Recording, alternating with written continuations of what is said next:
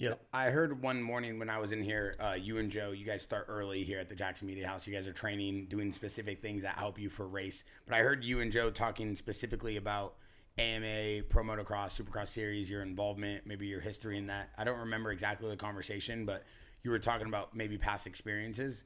What was your involvement? Possibly. Just like I grew up racing motocross, kind of, up until I started Speedway.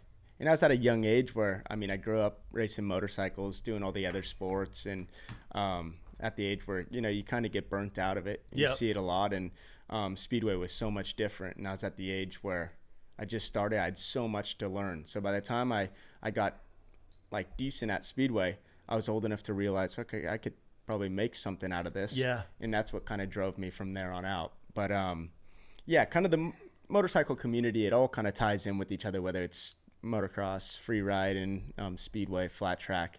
It's kind of a small world at the end of the day. So I know, like, my dad was very involved with motocross, and so he knows, you know, everybody knows somebody, and kind of all ties in.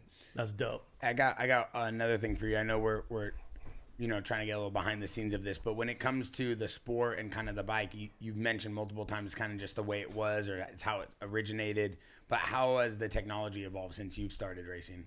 A lot of it has stayed kind of basic, the same, just newer parts that are built to last, and a lot stronger, lighter. Makes the and then the biggest thing in Speedway was the engines were upright, and then years back, probably early 2000s, the engines were then laid down, and that kind of changed the game drastically.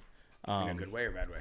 In a good way, where the bikes were a lot quicker. Yeah. And yeah, it's kind of developed slowly, pretty simple, but it's come a long way.